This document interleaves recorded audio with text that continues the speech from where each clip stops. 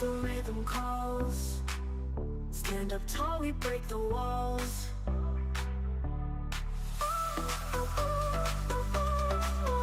Train it up, train it high. Next gen reaching for the sky. Push the limit, don't ask why. This is how we're born to fly.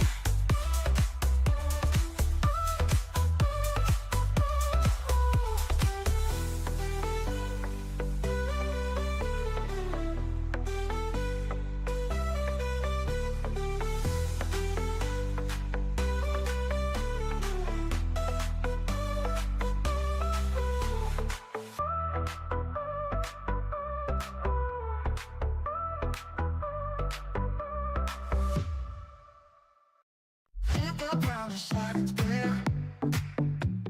Feel the static in the air.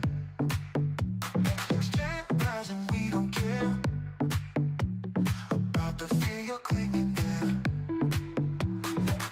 Step in line, hear the beat drop. Body, mind, so we don't stop. Train it up, train it high. Next gen reaching for the sky. Push the limit, don't ask why. This is how we're born to fly.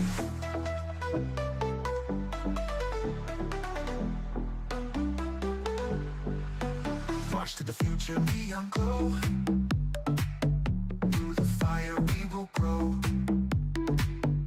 Every move a deadly flow. Next gen rising, let it show. Eyes ahead, the rhythm calls. Stand up tall, we break the walls. Train it up, train it high. Next gen reaching for the sky. Push the limit, don't ask why. This is how we're born to fly.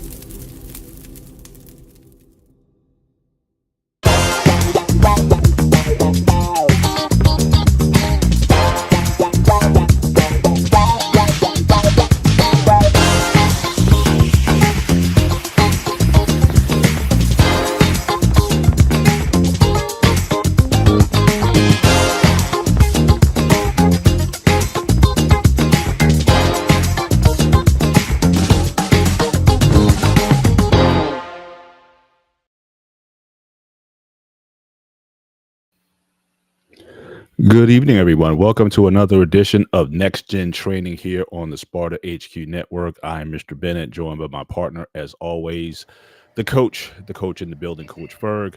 Good to have you guys with us, certainly on this Thursday. Certainly looking forward to certainly an informative show today. But as always, we'd like to check in with everybody. How are your pies, your physical, intellectual, emotional, and spiritual health? But before you do that, before you get into that, make sure you hit the like button, certainly as you come in, and consider becoming a subscriber, certainly to the Sparta HQ Network. Certainly, we appreciate any support that you may give us and whatnot. But I want to follow up with the coach who is coaching, and I know he had his parent player meetings and whatnot. So how did that go for you, Coach? What's going on with that? What's up, brother Benny? Can you hear me? My voice Yes, sir. sound Loud okay? and clear. Loud and clear. And it's not as hoarse as last time. So I'm thinking things are Yes. going a little bit easier, given the lack of screaming that you've had to do. I would say it's going a little easier because now I think since the games begin next week is no more need to do as much yelling and I don't know. I can't scream, but talking loud as much, because I see what they can do. It. Yeah, the meeting went fairly interesting today. I expected to get the type of responses from the parents whose players who are giving me the most problems.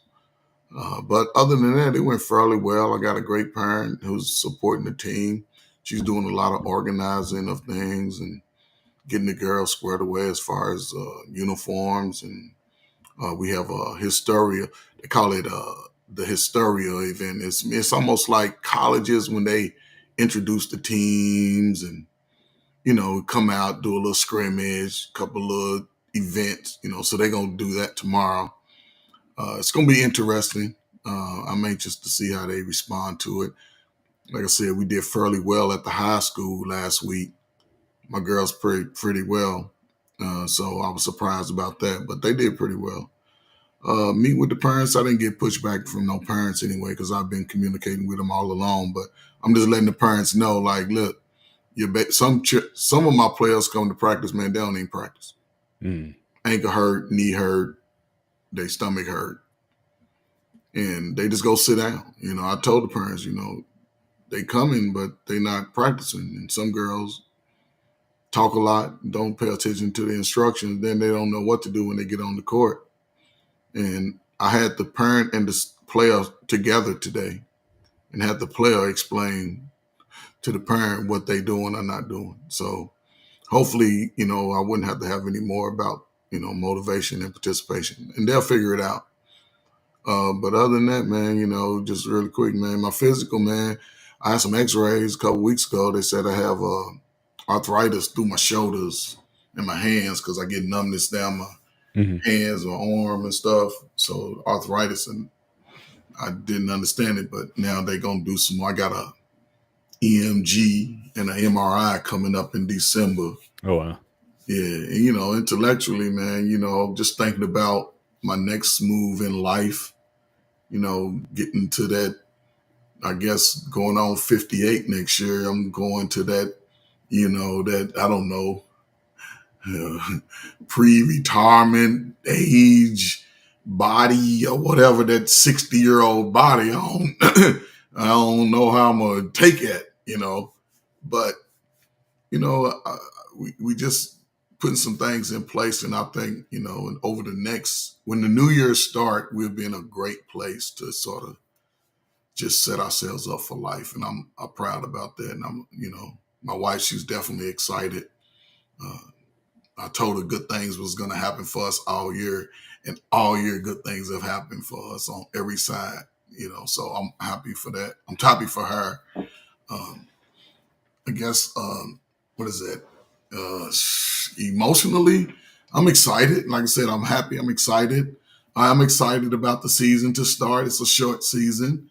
I just hope that what we're doing in practice pays off in the game. And I'm seeing some girls, man, are getting it. I love it.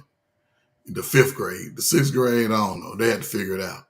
But the 5th grade, they playing good ball and they okay. But, spiritually, man, I just connected to, my home right now, to the girls that I'm coaching, connected, to the spaces that I come in, especially coming over here at Sparta HQ, man, and kicking it, what I'm saying, and talking about the topics that we've shared. I haven't seen it nowhere on YouTube, really.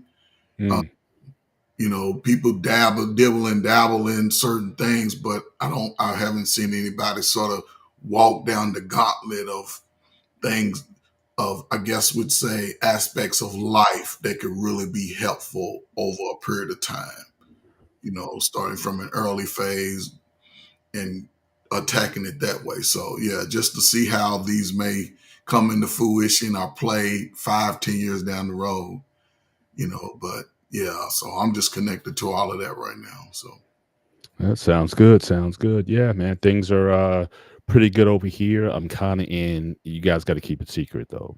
I'm planning a surprise birthday party later this month with my wife. She has a major milestone. I'm not going to tell you what it is though. But she is, I'm working with the girls, and we put some things together and getting getting some family together and whatnot. And we just gonna, we're gonna treat her right. Folks asking, how much it's gonna cost. That's like, just bring yourself. It's about friends, it's about family, it's about honoring her for everything she's done. And she's the type, she'll go to the end of the earth for her daughters. And Mm. so certainly it's about time that we pay homage to the queen. And so that's going to come up in a couple of weeks. And so we're looking forward to that. And but other than that, things are good. My daughter, who's in medical school, she's battling, she got some knee issues. Mm. So she's tough. I get so inspired by her, because certainly the fact that she may be hurting physically, but she still presses on with her studies and with her grind, even though she could use some. And again, she's out of the country, so she could use some medical attention in the States, even though she's at a medical school. But nevertheless, I think the care in the States would be better, but she's not home until December. And so, so we're going to have, just kind of gut it out and whatnot. But she's tough. I mean, I am so proud of her, and the things that she's had to overcome just to be where she is. And, so we're just talking to her tonight and whatnot, and just encouraging her and just keep going. So, certainly spiritually, I mean, that's where I really turn to my faith, at that point, because I can't be there and whatnot, but, just praying for, in fact, my church did a big prayer service this past Sunday, and my wife, certainly went into intercession for her. So, we're big time believers in that. And, just making sure that she can endure and overcome. And, her testimony is going to be large. I posted on her on my Facebook. She used to work in fast food, so she's working in Burger Pit. So she had her little apron and hat on and whatnot. So I kind of did this comparison. You worked at this place, now you're on the medical school path. So we got the doctor uploading. So it's just amazing how just over the years time's over. So that just makes me feel good, certainly as a parent, that I did something right. But I can only take, the more I go on, it's like I can only take some of the credit. Because I mean, what she's, again, overcoming, she's doing so much more than what I could have ever did. And her and my wife and I ever could do. So that just gives us a sense of pride, and but we're just very much leaning on our spiritual, to be, for God to be with her when we're not there. Physically strong, still doing my thing. My legs are recovering from my Wednesday leg workout, and I'm just staying consistent, man. It's like I said, I went through the finish line. The finish line became the starting line, and I'm just going on another lap. Shout out to Prince Ant 722 in the building tonight. Appreciate you being here this evening. And so emotionally, I'm in a really good place. Just grateful for things, and so just on all fronts, emotionally, very good. And like I said, I'm just looking forward to later this month when we salute the female of this house, the woman of this house, and just give her flowers and just appreciate her while she's here. Now, she would hate that we do this, but we don't care. Yeah. It's like, look, whether you like it or not, the only thing is, I got to kind of trick her into, we going, keep in mind, we're going dinner and whatnot, but then we're going to have all these people there and stuff. So, it's like, look, I'm going in. So, but don't talk me out of it. We're going to continue tonight. If we can have the slides in the back, I uploaded them. If you could share those to the main deck, and then make sure that we are kind of reduced down, so we're not, certainly overpowering the slides. So Pete, if you're in the back, or David, if you could just upload those, that'd be appreciated. And we can get underway. But we're continuing our discussion on real estate, on home buying and whatnot. I know last week, if you look at last week's show, we talked about the difference between owning and renting. So you can certainly go back and look at that show. But again, just to kind of give you, to just kind of level set this a little bit. Again, we're not realtors. Coach has the benefit of buying homes and also, keeping them as certainly as properties. I've never rented, right? I went straight basically from my dad's house. I bought my first house, and this is like my second house, and that I've been in. So I've never rented an apartment before. But like I said, I know we lived in an apartment for over 20 something, most of my life I lived in apartments. But when it got time to buy, I just went in. I had some bread stacked up, as well as I had some money from an accident that I had garnered, and so I used that as down payment to kind of get some things rolling. So so again, but we're not financial experts on this. We're not geniuses. We're not So again, if you want that kind of advice, and that's going to be part of what we're going to be giving you tonight, certainly be sure to go and speak to a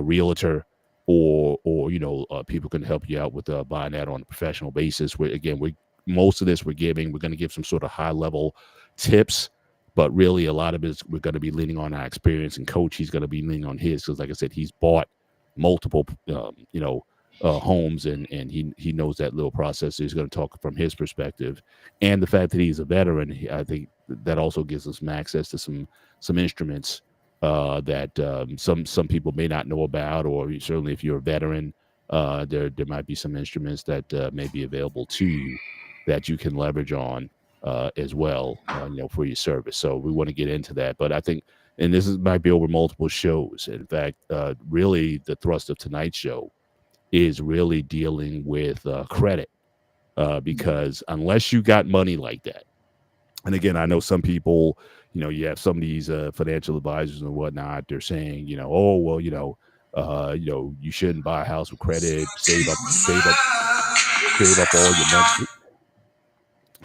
That must be the missus. You got that slow jam music on, so that must be for the missus to kind of put you in the mood or something like that. Coach. I was that was something else. I forgot to put my phone it sounded like a slow jam, so I thought that was. No, she got her own. She got it. Oh, yeah, she got her own. My wife has a home ring. What's if you don't mind sharing, what's your wife's ringtone? Oh, it's an Anthony Hamilton song. I forget which one. It's one of those songs though. Mm-hmm. Mine is the Isley Brothers. Who's that lady? Okay, that's good. I could see that being a song that you would choose. I've had that one for years. You know what I mean? So, but again, if we can get Pete, if you are in the back, or David, if we get the slide deck up, and we can start the show. Otherwise, I'll just kind of talk. I'll bring up the slides on my end, and we could just have a conversation until the slides can be shown. But also, one thing we want to lift up also, again, this is something that we're going to promote at the beginning of every show. We have an email link that you can certainly go and send us questions. If you know people who may want to benefit from our advice, we have a link. In fact, I'll put that in the chat right now, so that he doesn't use ringtones anymore. Yeah, straight to the point. Yeah, I got you. But I'm going to put this email in the chat. It's nextgentraining101@gmail.com. So again, any questions that you may have, if you know young people who would like to get some advice on all kinds of different subjects that we talk about on the show, you can certainly go there, and you can they can submit questions. And what we want to do is we want to build out some content based on the questions that we get.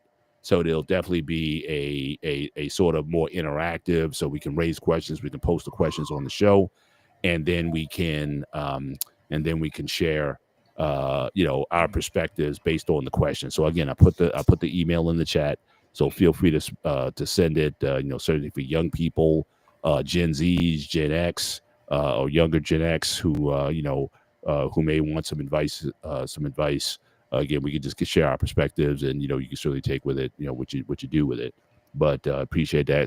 Catelli's at the building tonight. Appreciate you being here as always. And but yeah, let's get into this a little bit. So I wanted to really focus on credit, because I think sometimes our approach to credit is a little bit skewed in terms of its usefulness. Because I know people, and I don't believe that people should carry on long-term debts. Certainly that shouldn't be something that is there. But using credit or building credit can be a tool that can certainly help you. Certainly when it comes to buying a home, and your ability to be lent money for home or business or other vehicles. And so I'm not opposed to using credit, but again, making minimum payments on your credit cards and things like that, I'm not an advocate of. Obviously, you'll never get out of debt if you only make minimum payments. And certainly you're gonna have to make sure you pay on time, pay full balances if you can, pay down smaller credit debt balances, and then take that whatever you pay off, take that payment and apply it to your next largest payment. That's been a strategy that's worked, certainly over the years. I recommend it to young people all the time, and you want to keep that going. But certainly your credit is going to affect your ability to get loans, which is how most people do it. So I know some people are hardcore. They're like, you should buy with cash and whatnot. But again, few people are in that position to do so. But there are advantages to home ownership, and certainly, like I said, look at last week's show, and they'll talk about what we talk about there. What are the advantages and disadvantages of renting and owning? Because sometimes there is a time to rent when depending on the circumstance of situation. But typically, when it comes to your mortgage options, in terms of what you are able to get, that can mean a lot. So let's say if you gotten a FICO score or Equifax or an Experian and whatnot. In fact, I would certainly recommend that people sign up, or whether you I use Credit Karma, because I know them. They give you they give you Equifax and Experian, and so certainly those are things that you can sort of keep up on your credit, to know where things are, to track your spending and your balances and whatnot. So I think that's a useful tool to use. But certainly, when your credit is, say, under 500, which it can be very likely, especially if you're a younger person, you're 18, I just out of high school, or you're in college. When I remember the first credit card I got back in college, they gave me a $500 limit. And I used it. I mean, I used it, but I was always good about paying off debt and paying it off early. But so it's a good way to, certainly to build up that credit history, because basically what your credit card is saying to banks and other lenders is that you're very good at managing debt.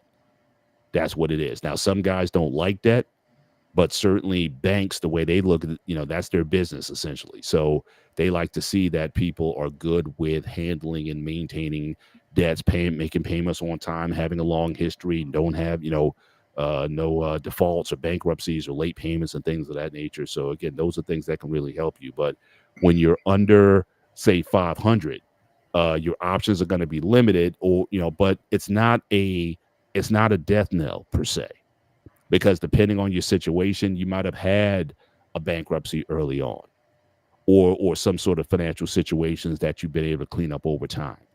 There's a process that's in place right now, and I don't know, Coach, if you're familiar with this, but there's something called an FHA, especially for FHA, for the surgery, which is good for first-time home buyers. There's a manual underwriting process that a lot of FHA-based entities will use. Because what typically happens now is, like, you apply for a loan, especially now, you do everything online. You apply for a loan, and they check your credit, they take your social and they check your credit and all that. And it's almost like it's an instant. Yes, this person's approved for a certain amount and interest rate, and no, this person isn't. But a lot of that process is so generic, it doesn't go into the nuance per se. You may just get something back that says, if you've ever applied for a credit card, they may, you apply and they get back to you a few seconds, says, yes, you're approved for a certain amount, or no, you're not approved. It doesn't go into the details or the nuances of your situation. And so because of that, you may be turned down for certain loans or whatnot, especially if your early credit history wasn't very good. But a manual underwriter, they're going to go into details, and they'll make sure that there's certain. Now, you still got to meet certain parameters, like your debt to credit ratio has to be good. Certain things have to be there. But Coach, while we're still, again, I'm not sure if we'll be able to share these slides tonight, but certainly talk about since you bought that first time buying experience for you, and what were some of the takeaways that you have gotten from that experience that you can certainly share with folks? And I can share a little bit of mine, but let's have a conversation around this. And what was your credit looking like around that those early years, and what kind of things did you do to try to build it up? It's crazy because when I got out of college in the early 2001 is when I graduated. That's when I started focusing more on my credit, right? Mm-hmm. Making sure that my credit was acceptable enough to be able to get what I wanted. And I was single, and I was like, well, I could get a house here, but I may not be here. And that was my mindset. Like, don't buy a house too early and be committed to that location when I know my positions could move me around the country. And I was Right. always open to going places outside of, like, I didn't want to go to California. I've been to Texas and Louisiana. I didn't want to go to those places, but like anywhere on the East Coast outside of, the hurricane zones, I was open to, right? So I was like, don't want to commit, but I always kept and I didn't have a lot of credit, right? So my score lingered around 620, 615, somewhere around there, right? Mm-hmm. Because I really didn't have a lot. I had a Visa card. I didn't get hardly any other credit cards. I was a single man. I didn't need that. So as I got married, because me and my wife, we had our own places. And just, to go back, I was renting, and I looked for places I could rent that was low cost, but were nice apartments in decent locations, because I had my son with me, and I always wanted to be in a deep location where we could go outside and play. Right. And I guess during that time, especially mid 2000s, you could find you a decent place. They say they run a credit check. Apparently mine was good enough because I usually got the places that I applied to. But once I bought my first property, and I got lucky because I didn't buy it until I got married. That's when I bought my first property. Within the first 6 months of us getting married, boom, we got our first property. And we found it. And once I added that extra, tens of thousands onto my credit account, then my credit score jumps 50, 60 points. Mm-hmm. Now I'm close to 700. And I'm like, okay, so, and then my wife, she's a stickler for paying bills on time, and she likes to handle that. Her numbers game, she can do it in the top of her head. Boom. She know I'm good at saving money. She's used to find money. You got this money? Yeah, because I can save money. Like, I've been doing it for all my life. And once I got married, then I'm looking at, okay, I can use credit as a leverage.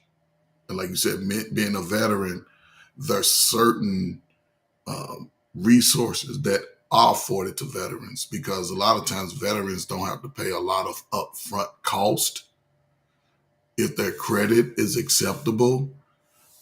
When we were looking to buy our next home, conditions had changed, because now they look at your bank account, the type of money moving in and out of your bank account, look at your credit score. So you couldn't just give me $10,000 and I put it in the bank. Right. They want to see a money trail. And that was the difference from 2014 to 2019. And then again in 2019, from 2014 to 2019, what they actually did, there was a debt that I was paying, and I knew I said, I done paid this off, right? Mm-hmm. And I never did fight it. I'm like, but something ain't right. When they said, because they asked you for a payment trail, 24 months payment trail. I gave them the 24 months payment trail. They like, it's paid off. So they just wiped it out from my whole debt. Mhm. And I started trusting more of the VA process. And even from 19 and to 22, we were able to purchase another home in the location that we at now. And my credit score is typically high.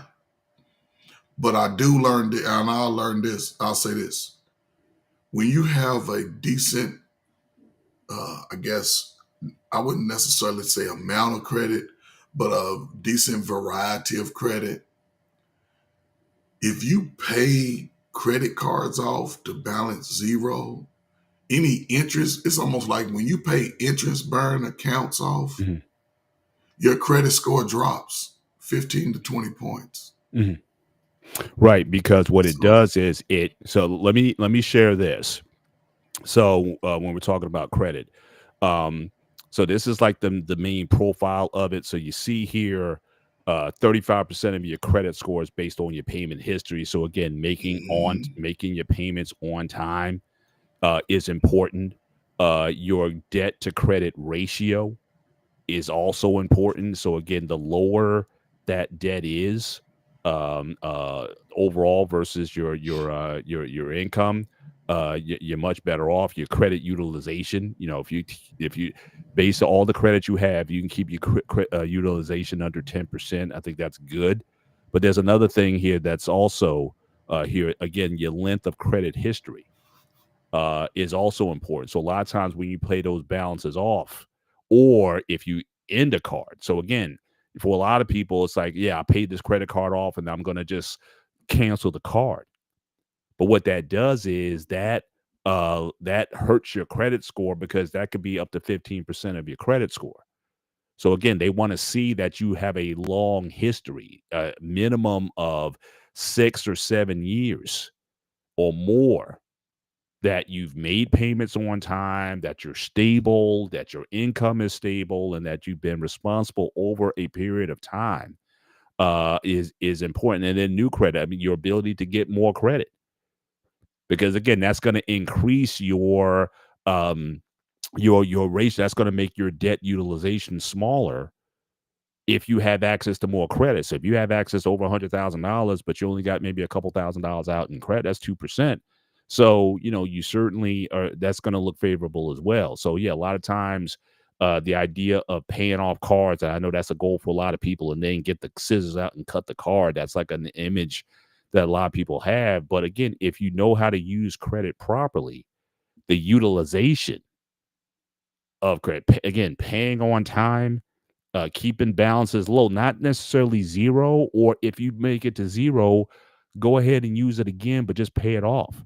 And these days, with a lot of cards, they give you a lot of benefits. So again, if you travel, like, if you get, so I when I did all that travel over the summer, coach, I opened up a credit card with the airlines, and I got free. I got 60,000 after a few trips. I got like 60, 70,000 miles in travel miles just from using the card. Plus, I mhm, I I get perks like when boarding. Like usually, if you just buy a ticket outside, you in group 5, group 6. Well, when mhm, you purchase with the card, you move up to group 2. mhm, And so I don't have to worry about running out of over cabin space to put my bag and all that stuff. I'm in there before basically anybody else. yep. I got so many nights on the hotel. So again, my wife and I, we want to go somewhere. I got 21 days of hotel stays at certain Mm, places. Now, if I want to stay at some Bellagio or something like that, then that I mean, because some of the premier places, it's like a point sort of thing. You can trade like at a similar location, but if you mhm, want to stay somewhere ritzy, then it's like the flyer miles. Like you got to put more money in, but you yep. can get a lot of perks from card utilization, saving on gas and things of that nature if you use it properly. But when you let things get out of control, then that's when things can go awry. So definitely, again, it's your credit score. Again, it's about your ability to use credit properly or manage debt properly. right? It's not necessarily an indicator of your net worth. Now, again, I know some people, like if you listen to like a Dave Ramsey or whatever, it's like I don't even use credit.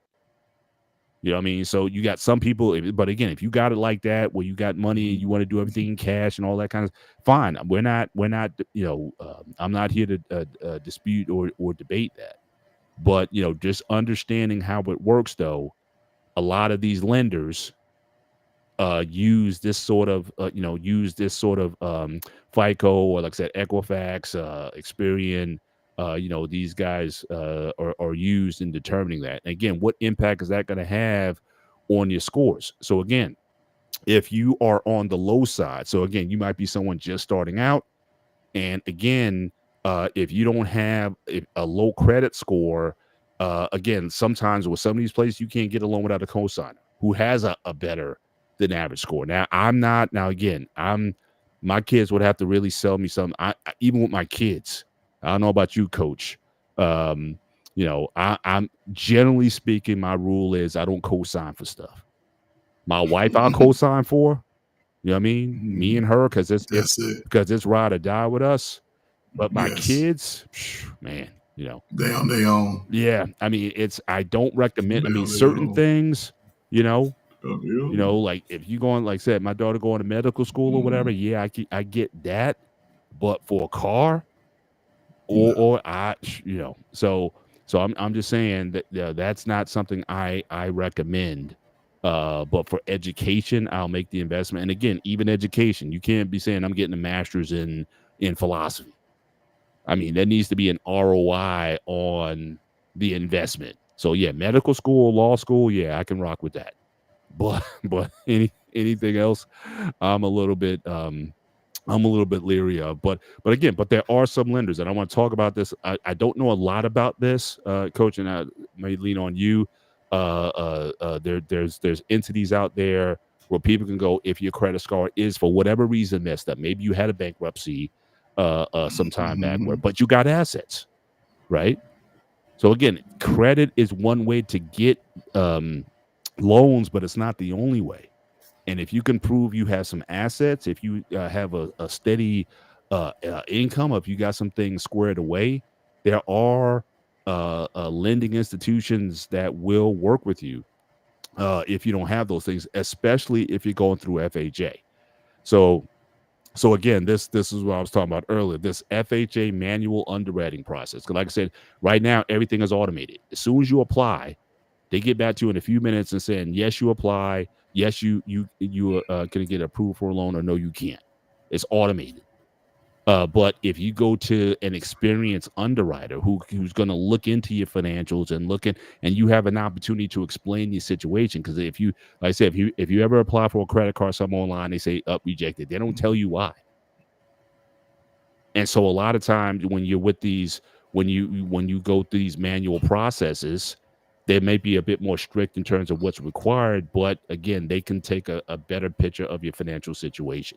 There's people you can buy a home with a 500 and under 600 credit score, especially if you go through FHA. There's some rules though. Typically, with an FHA, when you have a credit score in this range, you got to have at least 10% down. And again, the lender has to be approved for FHA Fair Housing Act. And again, that's a government-backed subsidy that allows, especially for first-time home buyers, it gives them an opportunity to buy a home. So I know, Coach, you said you were around 600 roughly when you got your first property. FHA is certainly one of the vehicles or one of the instruments that can be used for people if certain conditions and criteria are met. And again, this is not to go into that. You can find that there's several YouTube channels that talk about the underwriting process and one of the rules. I think the big takeaway I got from it is your debt to your income ratio has to be like between 38 and 41% of your income. Now, the sweet spot for me when it comes to debt to credit ratio what I've always been told is about anything under 30. So 28% debt to income ratio, you're going to be pretty good when it comes to getting the best options when it comes to mortgages. But with these, if you have a lower credit score, the criteria goes up. They work with you a little more, 38 to 41% debt to income ratios. Um, if you go up, so where a lot of people are, so again in the 600s, again you start to qualify for FHA, same FHA loans, but you only have to put 3.5% down. So FHA, there's a type under a certain amount where you got to put down 10%, and there's some when your odds get better, you can get around 3.5% FHA. Now, Coach, did you go through FHA the first time? Yeah, pretty much everything I do, I go through the VA. I don't go through any other lenders outside of, what the VA is going to offer, Mhm. because they're always going to give me the best interest rates, going to give me the best everything. We don't have to put any money down. I've never had to put money down. I've even gotten some money back. Yeah. But yeah, again, for most people who go to buy a home, I don't think that they really understand the value of their credit initially. And they sort of go about making those type of purchases sort of it's almost backwards, right? Yeah. Because you can get a $50,000 loan, but it's very difficult to get a $250,000 loan for a home. Yeah. Because they look at your consistency, like you said, they're looking at your history over time. And if they see you have bad, history of not paying on time, and it's showing up on your credit report as a flag, Right. then you might not be approved. Right. Or just in these, predatory lenders outside of FHA, they may give you the loan, but your interest rate is going to be one of the highest on the market. Yeah. So if you, are looking to purchase a home, the home may be $230,000, but you end up paying like $500,000 before it's over. Yeah. So Yeah. check your credit report at least a year before you think about buying a home, and make sure you eliminate a lot of those small debts early off. You don't want to be having a $250 debt on your credit report that you could have paid off in 2 payments. But and don't make any large purchases. Yeah. Do not make any large purchases before buying a home. Gotcha. And another thing also, and then this is one thing I do hate about credit though, because if I go back to that profile or that breakdown, hard inquiries stay. Now there's soft inquiries and then there's hard ones. Hard inquiries is typically, again, if you're thinking about a mortgage or a car or something like that, those can stay on your credit report for about 3 years. Now all those other things like late payments and stuff, that can stay on your credit up to 7.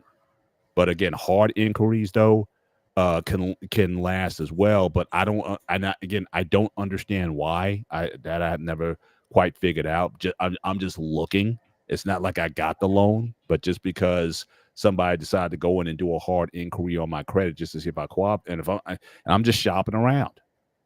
They say those hard inquiries can stay on your credit on your credit profile as well. Again, I'm not sure quite why.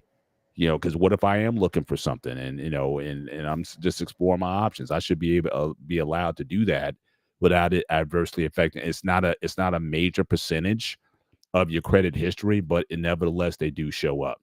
But certainly to move to the what Coach was talking about. So you do have, when your score gets again into the 600s, now you have a lot more options. So as Coach said, you have the VA. You have USDA and some banks, some traditional lenders. You also have loans that are backed by Fannie Mae and Freddie Mac. Now, again, I don't know all the history from that, but what I understand is that most loans go through some sort of bank. Fannie Mae and Freddie Mac, they take those loans and they turn them into investable properties in the stock market. And again, we all know what happened back in 2008 with the crashes. The government had to bail out Fannie Mae and Freddie Mac, but basically they're using the mortgages that the banks issue to create financial instruments that then investors buy in. And basically, when investors stop buying into it or whatnot, that helped to spur the crash. And then interest rates on houses went up because it's like the banks these days, banks aren't apt to lend a lot of money unless they know that Fannie or Freddie is going to come and buy those assets off the books from them.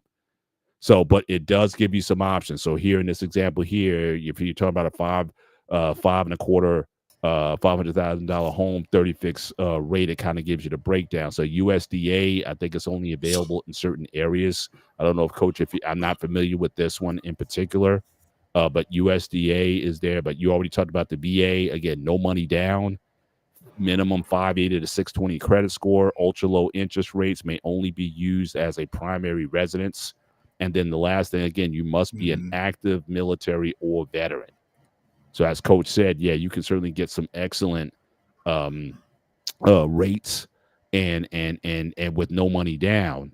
Certainly, if you get it through the VA, and that's an option for you. But certainly, you can certainly look into the USDA if that's an option for you. They say the average home now is about about 340,000 across the country. Yeah, it's about 340, But 350. in this area, forget it. My area, you don't even look unless you talk about 650, 700,000. In my area, Yeah. I'm in the New York tri-state area. Yeah, it's mad expensive. And I was hearing something earlier. They were talking about now it's like average age of people buying their first home is that the age is moving up dramatically. Because again, Yep. just trying to get the money together to save for that down payment or what have you, it's becoming more difficult for people. Some people aren't getting their home until 40 years old. So that's also something to consider. Again, go back to what we talked about last week on the difference between renting and owning. Again, so for some people, you may not feel you may not have a choice unless you can get that bread up. Go ahead, Coach. No, but just into what you said about people buying homes later in life, that goes back to the credit thing early in life, right? Mhm. Because a lot of people, they like to just spend their money on buying stuff. They like to run up credit cards on buying goods and not really looking to say, hey, I want a home. So let me look at that credit history now. Let me establish that now. I'm not saying, you don't go without, but people spend thousands of dollars for concerts, thousands of dollars to fly out somewhere by themselves and some friends, and that's thousands of dollars that could be put down on a home that could be used as a resource when you start thinking about buying a home. And now you see, like I said, buying it older. Like I said, I didn't buy my house until my first house till I was in my 40s. Mhm. But I made sure that I didn't ruin my credit in a sense. I had purchased a car. I think I just got a car or something. And then I count, and I I found out later that if I had a credit card or something, and once I used it, maybe paid it off a few times, and once I got away from it, I would close it out. When really, I could have just paid a couple of dollars here and a couple of dollars there, and then kept it open. But I didn't want to have no large credit limits. I used to call them, say, lower my credit limit. I don't need no $2,000, $3,000 because it was just me. Mhm. So, and I like to use cash on little stuff that I didn't really need it. When I go home, I used to stay in a hotel and stuff like that. But and that's why now you seeing people now, usually around 30, 35, like, oh, my credit, I want a house, I want something. So I think if people look at it now, because I told my son, and man, he was talking about it.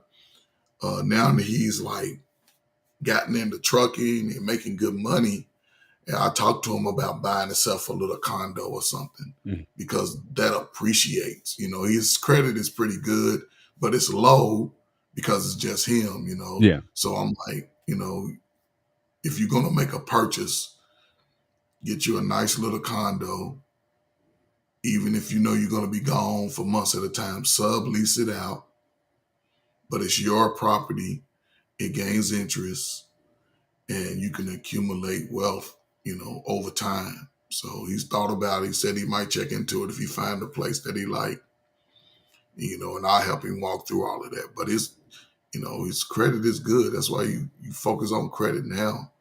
And that's why I think what I've seen more in schools. I was talking to a young lady today. It's crazy. She has a financial literacy class in her middle school. The school that I coach at, they have a financial literacy class. Right.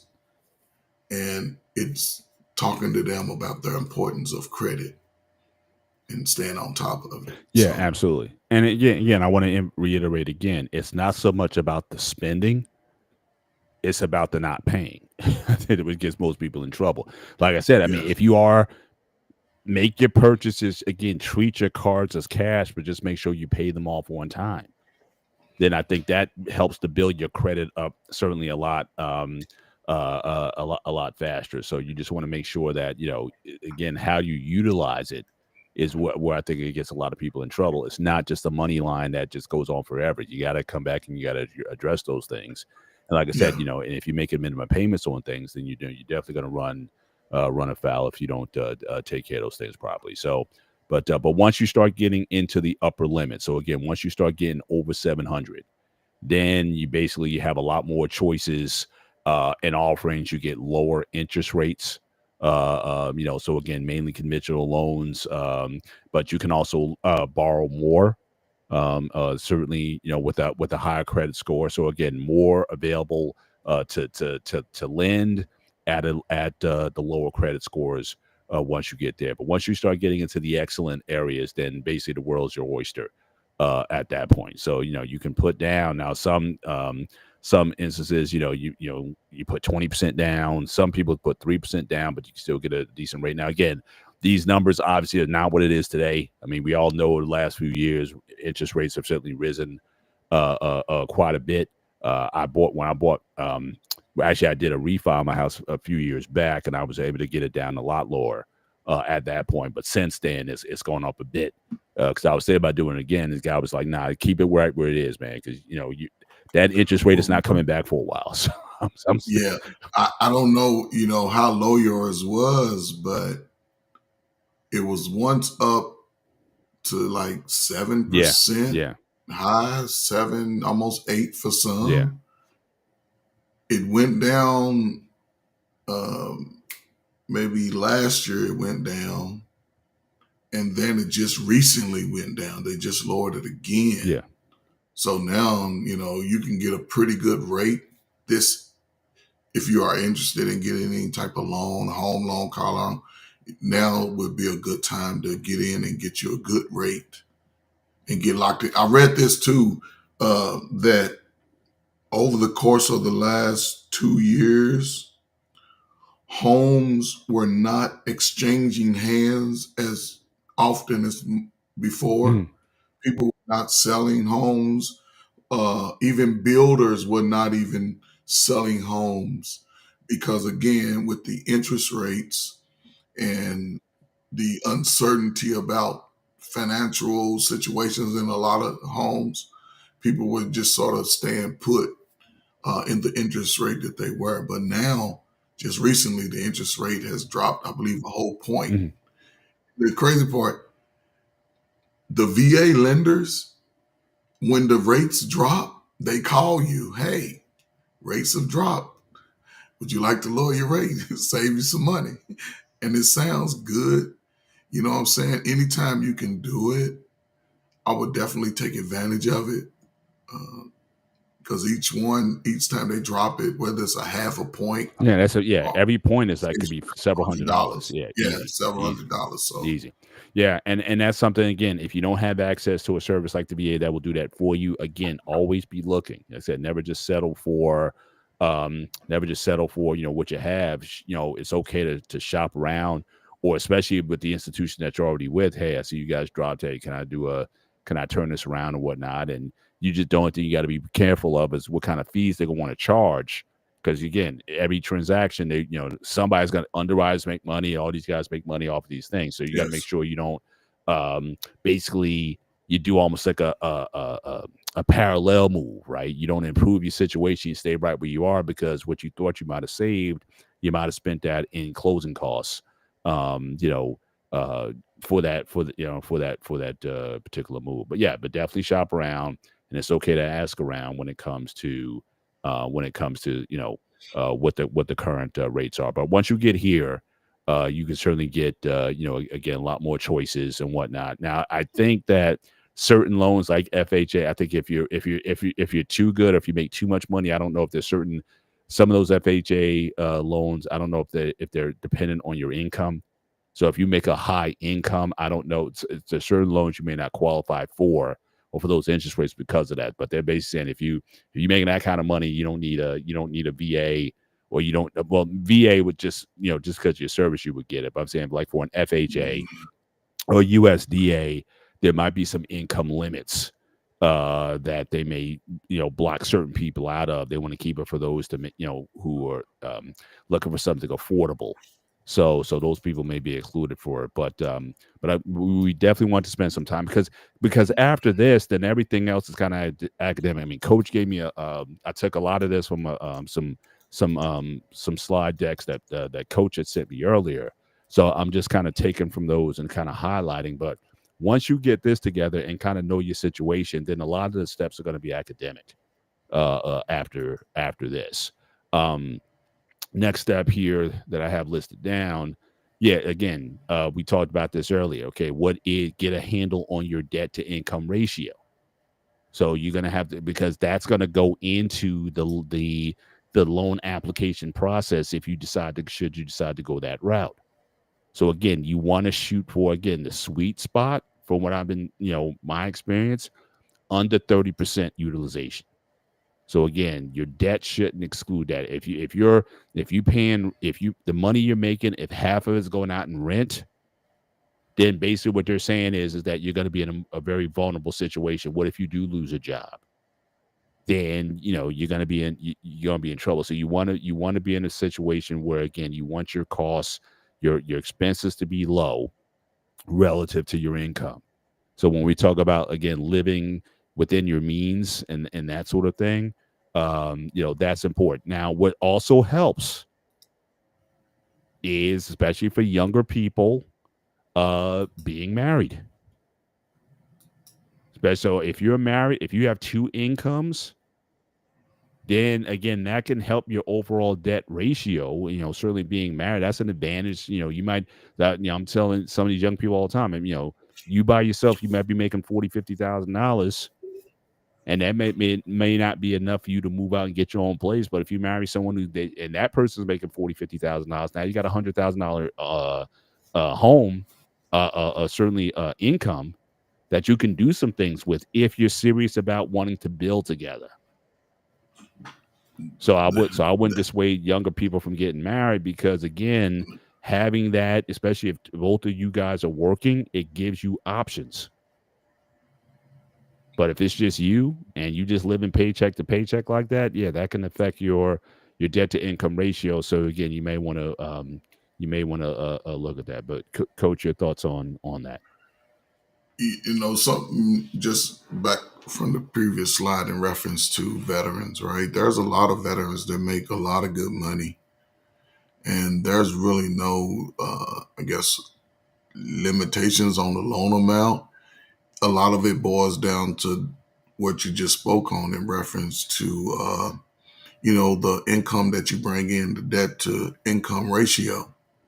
That's what it boils down to. And when you have dual incomes, they look at that and they can determine your loan amount. I've been fortunate enough to always be offered the loan a lot more than what I'm looking to borrow. Mm-hmm. Because I know what I'm looking to make sure my payments are. I know what type of house I like.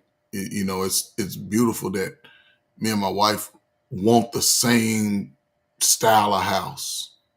we want the same style. There's certain things that I'm willing to downgrade from. Or I go from a 3-car to a 2-car garage if I can have everything else. So I don't mind even in a home, just if it's an unfinished basement, because I can finish it at a low cost. But just understanding that, like you said, the 2-income part, I don't think most people really take that serious when it comes to the power that they could obtain, in forming that union. I wouldn't recommend it if you're not married to somebody going in. Yeah. on Oh, a for home. sure. I Yeah. wouldn't Yeah. recommend No. that. Yeah. But I've seen people do that, Right. not be married and purchase a home together. I wouldn't recommend that, because if you are married, things go wrong. Sell the house, split the difference, and keep it moving. Yeah. But yeah, so that's going to be a fork in the road for a lot of young people when they looking to go purchase a home. Being able to do it by themselves if they have enough income, even if their credit is 800. And most people want to purchase a home in a nice neighborhood. And if you don't have the income to the cost of that home, then you may not be able to afford it. But if there was someone else who's fairly responsible with their credit, then y'all may be able to work something out. And because most people who have good credit tend to care about their credit. They pay their bills. And somebody said something in the chat, I think it was Prince, saying, yes, once you do pay your credit cards off or whatever, make sure you get a confirmation from the company or agency that it has been paid off. Yeah. Don't rely on the apps of Experian and Credit Karma. No. When you talk to that agency and say, hey, this is my last payment, or I made a payment last week. Could you check my balance? Yes, your balance is 0. Could you please email me? Now they do it by email. Or mail me a copy of my debt being paid off. And hold on to that. 100%. 100%. Absolutely. Got a couple more to go through here. And again, we're going to do probably a part 2 on this, because again, some of this gets into some nuance, depending on how to appraise a home, or your personal tastes, how long you may want to stay in a particular situation. Just because you buy a home, is this your forever home, or is it just a temporary spot for some time? Do you want to, as Coach did, do you want to have it as a rental property at a particular point in time? So there's a lot of nuance that comes with that we may explore in that situation. Prince had another comment. Purchasing a home married is more advantageous than couples that are cohabitating. Yeah, I mean, or roommates for that matter. I mean, you see that as well.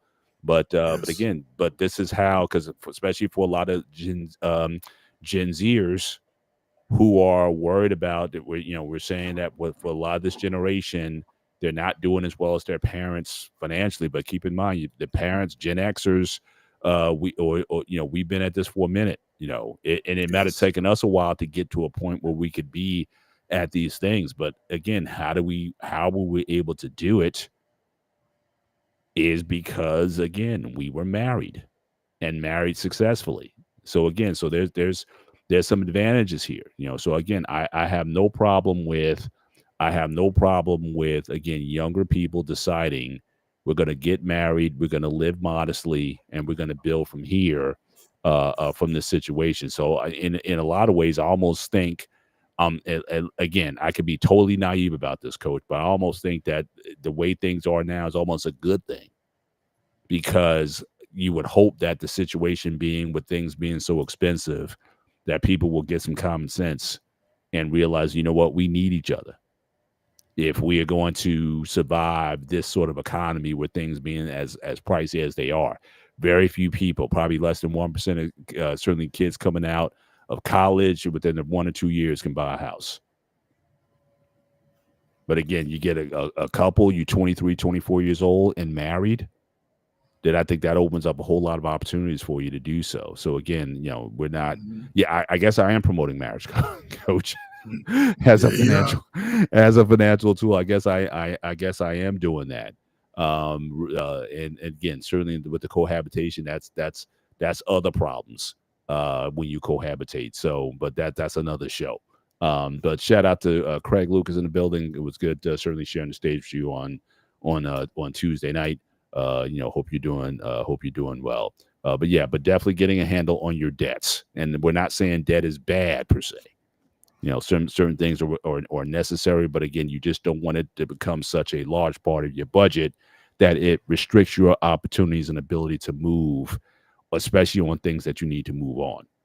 And we haven't even talked about things like investments and things to make money, not just paying debts down. I think too many of us, we live in that space where we're too busy paying debt versus investing in things that can certainly earn us more money, certainly down the road. And I think I got one or two more here. Again, get pre-approved before house hunting. So again, I think with this, you need to be realistic about what you can afford and what you can get. It's good to go to the nice neighborhoods and you can go to some open houses. I know certainly when I moved, when I had my house built, they were building homes all over the place. So they had these nice open houses you went to, brand new homes, the model homes you went through, and you go in there and start dream building and this is so nice, and they got marble floors and the latest amenities and whatnot, but can you even afford that? So I think because there's so many different properties out there, whatnot, find out what you can get realistically, based on, and that's going to be based on your credit score, or if you get like a manual override, if it's FHA and whatnot. Try to get a handle on that before you just start hopping in, and then you might wind up trying to get something that you might be over your head on. So again, getting pre-approved ahead of time is not a bad idea. You know what your rate is when you go to the realtor. You're saying, this is what we can get. Give me the best house you can find me in this price range. So again, you kind of go in there not blind or getting your hopes built up that, oh yeah, this is a great place or whatever, and then you go to the process. I'm sorry, you don't qualify because the home is too much or your income's too low, whatever the reasons they come back with. So you definitely want to get a handle on that ahead of time. Any thoughts on that on this, Coach? One important thing about the pre-approval is this. One, well, it's a few things, but one major thing is pre-approvals have a time date on it. They only last for about 30, 40 days. So when you go to get that pre-approval, one, make sure you go down a checklist. Make sure your credit is squared away. You don't have no little lingering debt that could have been paid off 20 years ago. You don't want to make any major purchases prior to.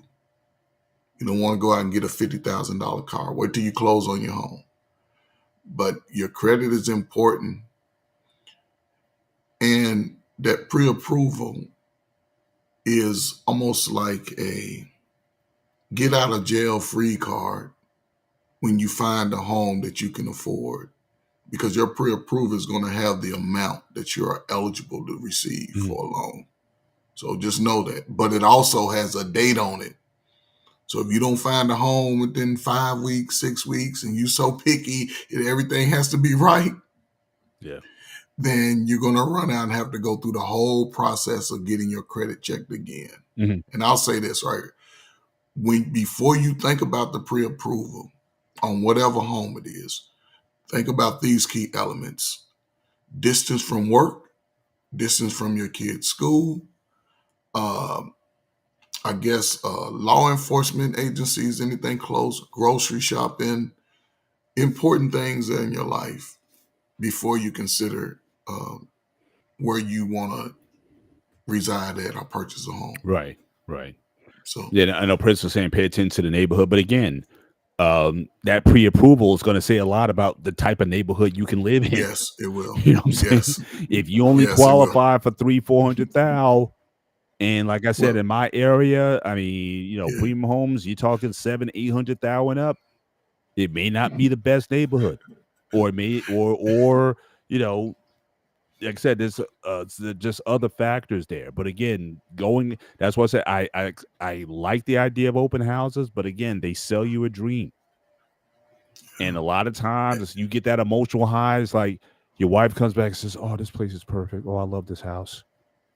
And you start the process now again, especially back before 2008, because again, they were handing out money left, right, and center. I mean, people were buying homes which they had based on the debt income ratio that we talked about, the 28%.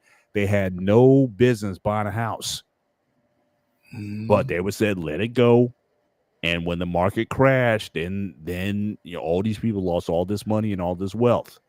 They said the black community lost almost like I think they said $1 trillion or something like that, some crazy amount of money. That was a crazy setup. Yeah. That was So a crazy setup. good again. They had no business, you know, with those homes. So again, be careful with going to events like that, because again, and the house is like the best house, right? You know, because again, and especially with some of these developers, they, you know, the show house has all the best amenities in it.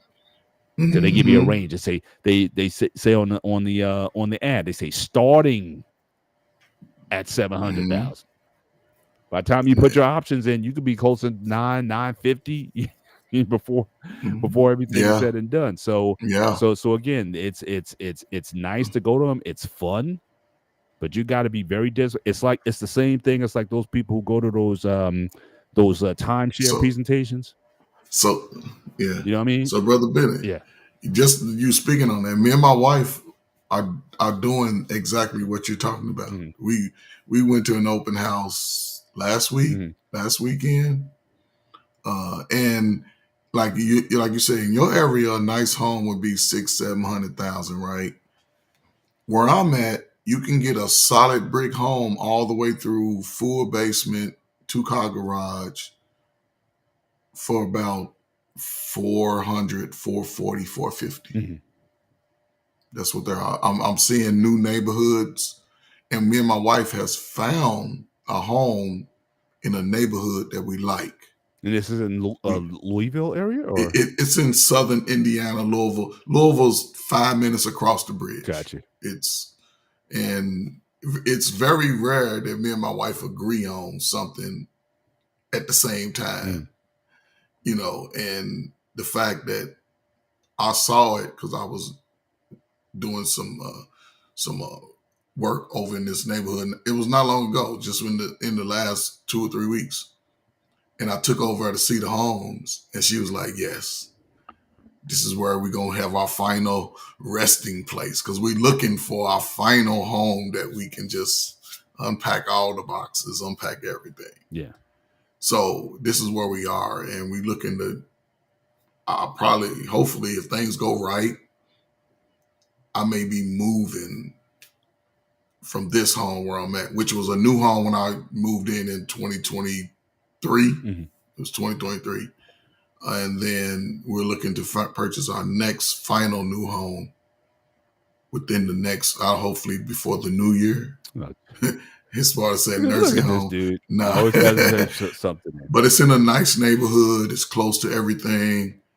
And yeah, I'm excited, man. So what do you plan to do with the old home? You selling it, or you we're gonna sell it. Okay. Yeah, we're gonna sell it. Okay. And see, the rules have changed since then, because in 2022, it was 23 when we moved here, we could take care of our home, our old home, and then we could still purchase the other home while we were selling the other home, right? Now it's a little different. They want you to sell the current home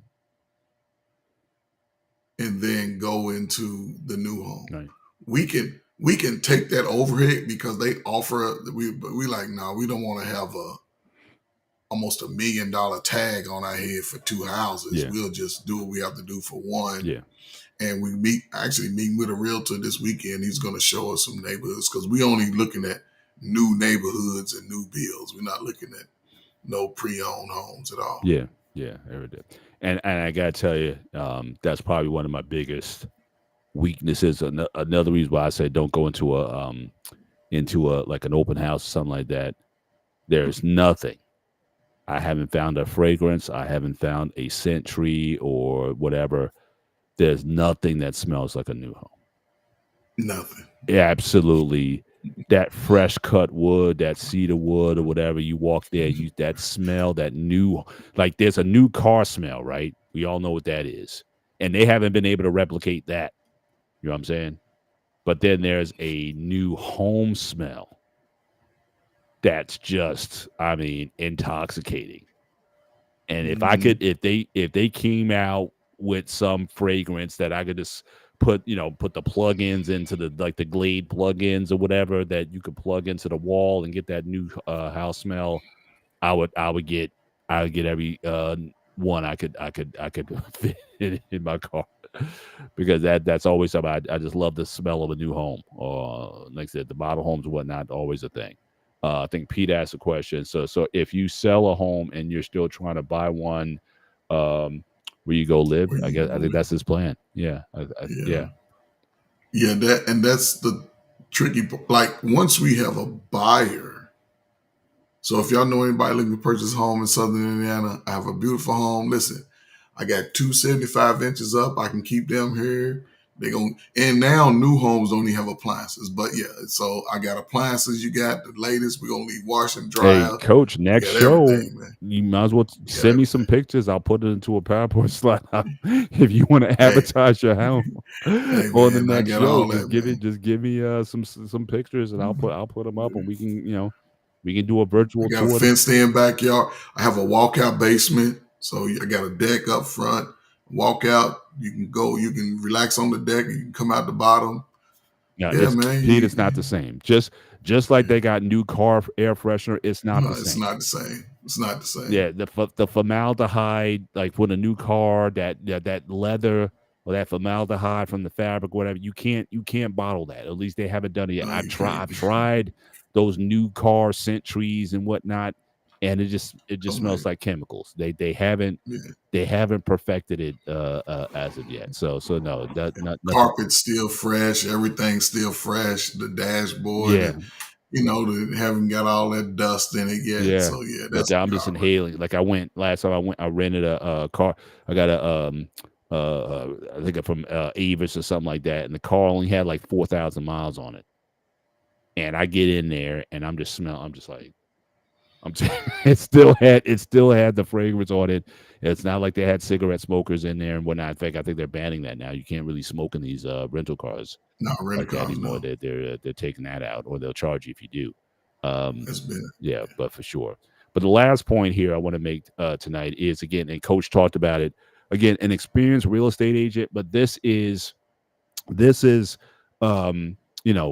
things are a little bit different today because you got these services now. You can list your house on certain things, but again, they're still going to work through a realtor. All it is a hub for realtors. You know what I mean? So if you go to I'm having a brain freeze right now, some of the online spots that you can go, and you can even look up what Zillow. You can look up what your house is worth.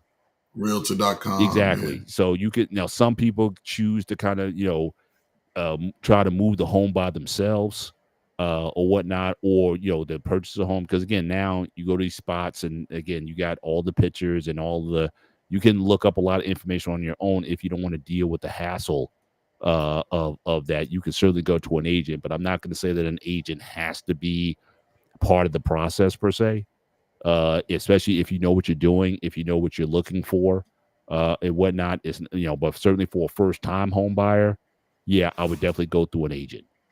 And preferably, I still prefer referrals. Someone who's worked with an agent, so someone who can call and get info on this. Hey, how was your experience with them?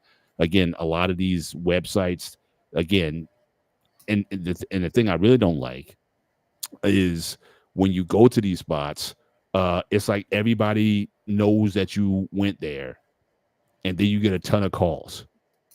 You know what I'm saying? It's like because all the agents know, okay, this person went in, and then you gotta like, you just get call after call.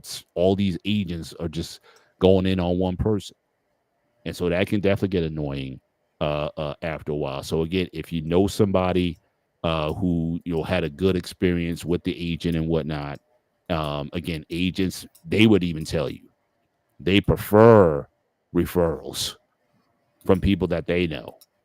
And then that also holds them accountable for the experience that they had, because again, they don't want to tarnish their reputations. So, but certainly going through, and again, they're a lot of what we talked about tonight, they know that same information. Like I said, we're not experts on this. You can certainly do your research on realtors, and they'll fill you in on certain information, but you want to this is something that I may put maybe a little bit of a question mark on this, but I say for a first time buyer, try to find somebody who you can trust, that you can go to, and they'll give you a good experience. So how was your experience dealing with agents overall, Coach?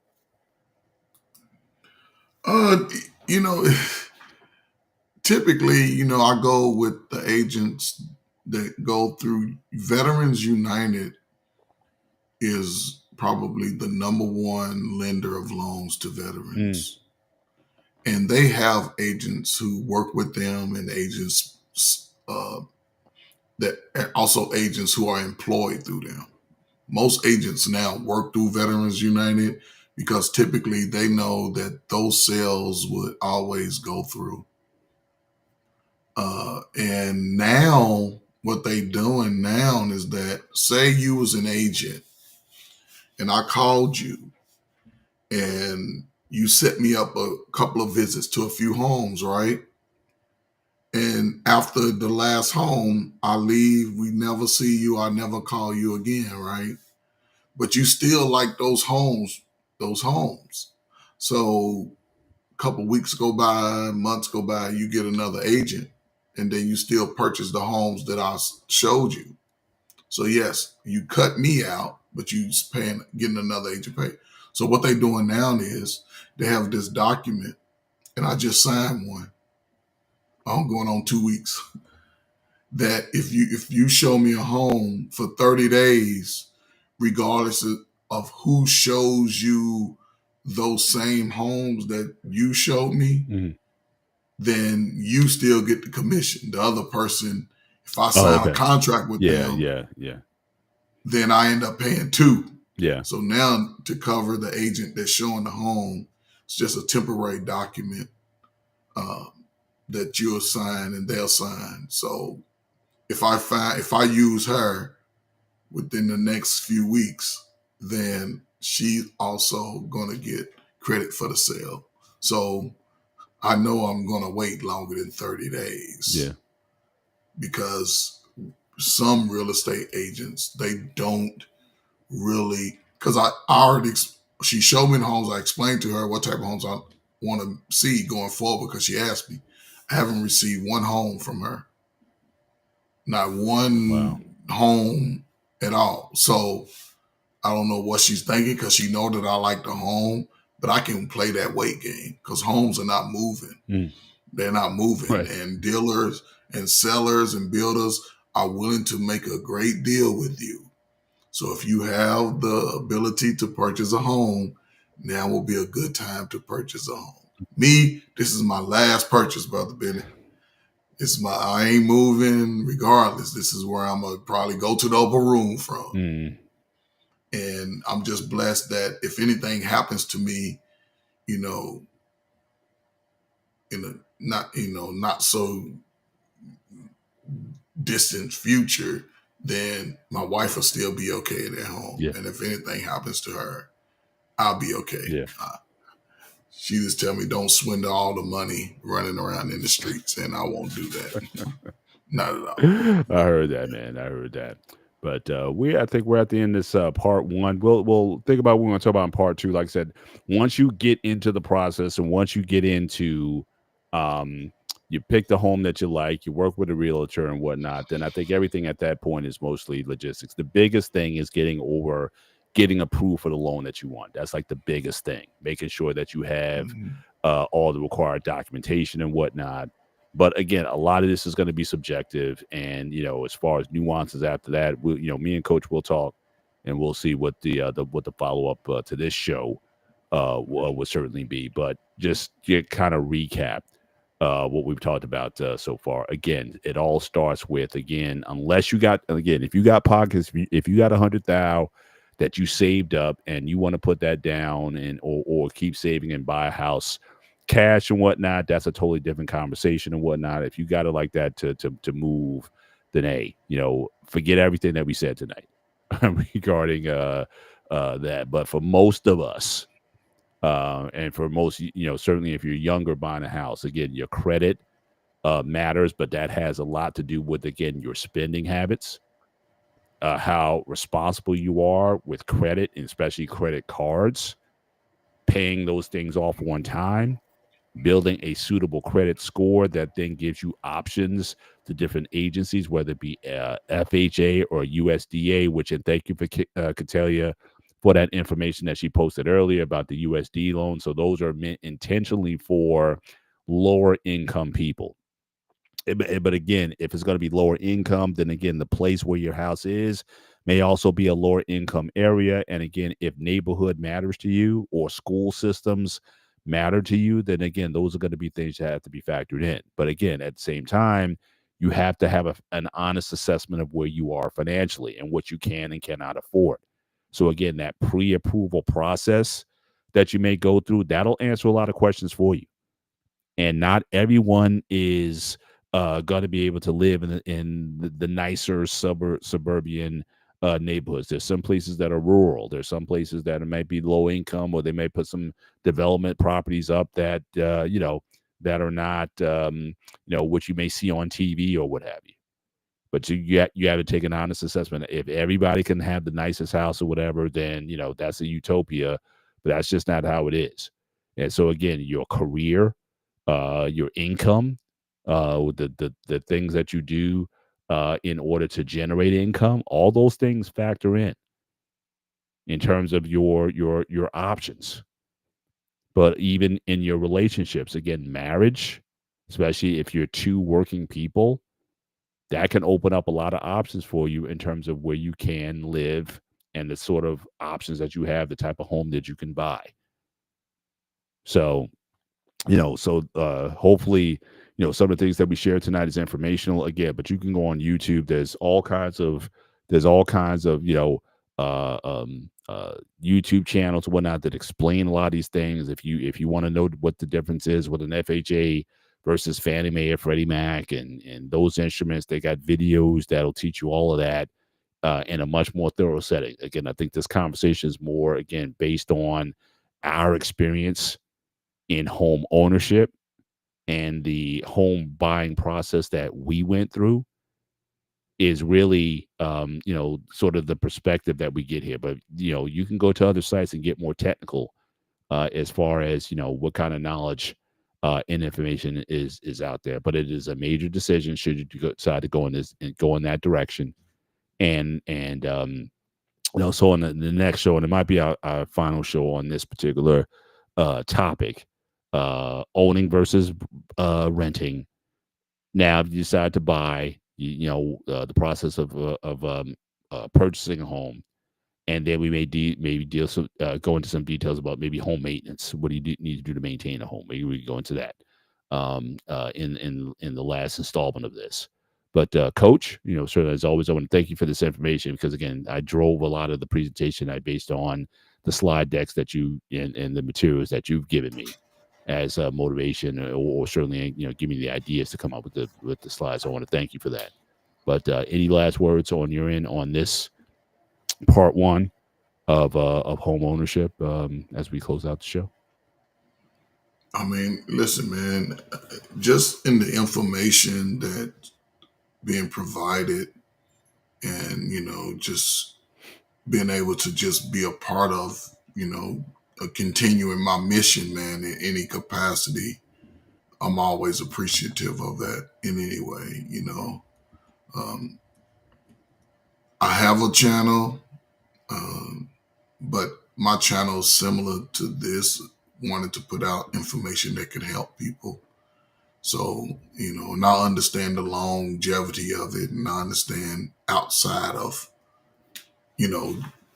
YouTube, someday somebody's going to run into our videos, and hopefully they gain some knowledge that can propel them to a better space in life, financially, emotionally, physically, and spiritually. So, yeah, man, it's pretty much it, man. I don't see a lot of channels tapping into the subjects and topics overall. And so, I don't know, man. I think it's something unique. Yeah. So it gives me something to do. So I heard that. And again, I just want to reiterate that again, our email address, nextgentraining101@gmail. Again, send your questions. All right. If you want to go back and look at the shows, and again, I think I asked the producer of the show that maybe we need to come up with a next gen training playlist that we can certainly share with our audience so that they can go back and look at some of the content that we put together, but it's in a way that they can find it easily for it's for reference, and if they have follow-up questions. Again, we want to monitor this email, and again, we want to drive show topics in the future, especially for next year. We want to drive topics through the Next Gen Training 101 at Gmail account. So again, send your questions there on any topics or anything that we can cover as future show topics, and certainly we would appreciate support. And yeah, shout out for rocking the old PT shirt, Coach. So again, appreciate Prince Ant 722. Appreciate you being here tonight as we start to land this plane on another edition of the show. But again, we appreciate you guys being with us. Certainly tonight. Enjoy the rest of your week. There you go.